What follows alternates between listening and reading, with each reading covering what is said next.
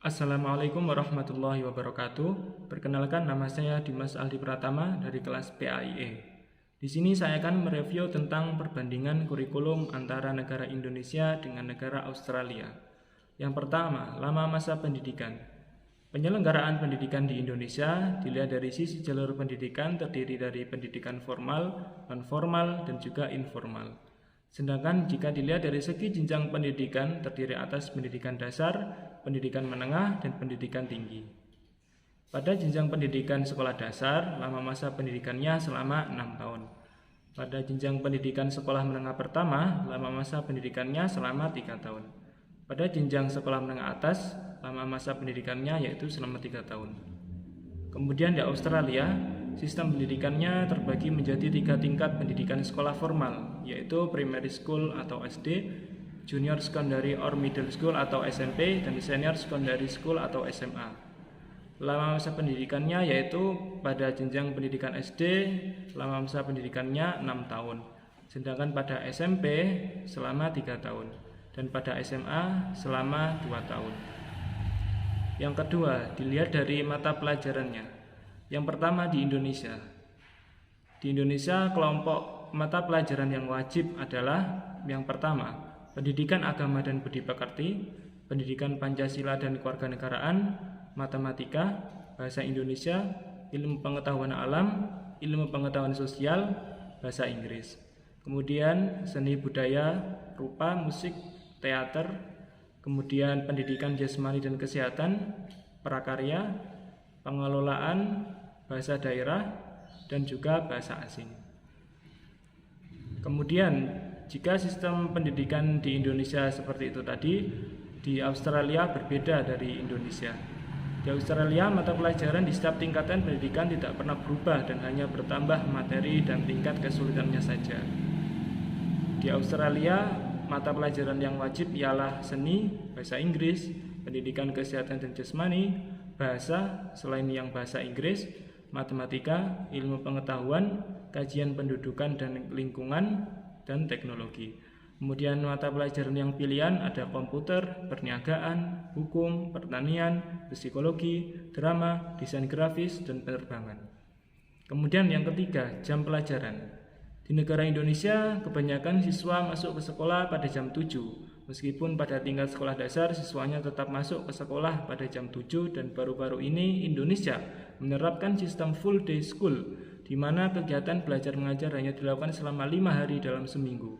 Untuk jenjang SD, kegiatan belajar mengajar dimulai pukul 7 sampai pukul 1 siang, jenjang SMP mulai pukul 7 sampai 3 siang, dan untuk jenjang SMA mulai pukul 7 sampai 4 sore. Sedangkan di Australia sendiri sudah lama menggunakan sistem pendidikan full day school seperti itu.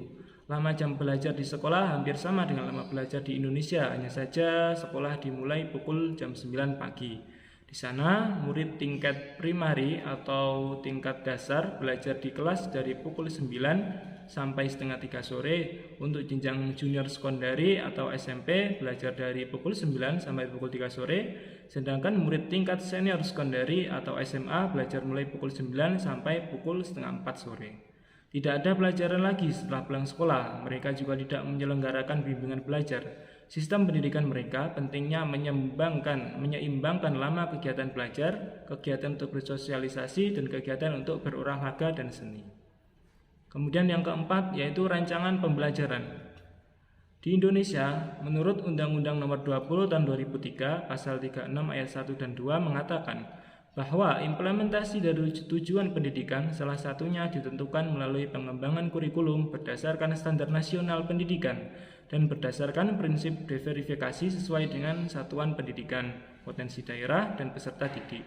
Membuat rencana pelaksanaan pembelajaran atau RPP sangatlah penting dilakukan oleh setiap guru, karena di dalam RPP tersebut memuat tentang tujuan dari pembelajaran yang mana setiap pokok bahasan akan memiliki tujuan yang berbeda. Selain itu, RPP juga memuat tentang perencanaan bahan, perencanaan alat peraga, metode pengajaran, dan prosedur-prosedur pembelajaran. Di Australia sendiri, terdapat 3 pendekatan dalam merencanakan kurikulum pembelajaran, yaitu pendekatan silabus, pendekatan outcome-based education, dan metode pendekatan standar. Poin berikutnya yaitu pemberian pekerjaan rumah atau PR. Sistem pendidikan di Indonesia menerapkan sistem pemberian pekerjaan rumah atau PR kepada siswanya. Hal ini diyakini akan dapat membuat siswanya rajin untuk belajar. Dengan adanya PR, siswa belajar bahwa dia memiliki tugas dan kewajiban yang harus diselesaikan. Sikap bertanggung jawab ini sangatlah berharga saat mereka beranjak dewasa nanti. Ketika seorang siswa harus menyisihkan waktu tertentu untuk mengerjakan PR, secara tak langsung dia belajar tentang pentingnya manajemen waktu. Sedangkan di Australia, hampir tidak ada pekerjaan rumah atau PR.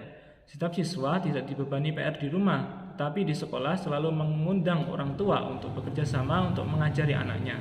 Setiap minggu atau 2 minggu sekali, sekolah selalu mengadakan acara parenting untuk mengajari bagaimana orang tua mengajari anaknya di rumah sesuai dengan kurikulum. Intinya, orang tua harus mengajari hal-hal empiris di rumah tentang keterampilan hidup di rumah seperti agama, tata krama, etika berlalu lintas, memasak, dan lain sebagainya. Poin berikutnya yaitu kelebihan dan kekurangan sistem pendidikan di Australia. Yang pertama, kelebihannya. Yang pertama, adanya pendidikan keprofesionalan guru saat para calon guru bersekolah dan ditandai dengan pemberian sertifikat. Yang kedua, jumlah mata pelajaran yang tidak terlalu banyak. Yang ketiga, jam pelajaran yang tidak terlalu padat. Yang keempat, melibatkan orang tua dalam mendidik anak sesuai dengan kurikulum. Yang kelima, sekolah dasar ditempuh selama antara 6 hingga 9 tahun. Setelah itu, pelajar memasuki sekolah kejuruan. Kemudian yang terakhir, tidak adanya PR. Kemudian kekurangan dari sistem pendidikan di Australia yaitu yang pertama, adanya perbedaan lama masa studi di setiap negara bagian. Yang kedua, tidak ada mata pelajaran keagamaan. Yang ketiga, tidak ada mata pelajaran pendidikan kewarganegaraan. Dan yang terakhir, mata pelajaran yang sama di setiap jenjang pendidikan. Sekian review dari saya. Kurang lebihnya mohon maaf. Wassalamualaikum warahmatullahi wabarakatuh.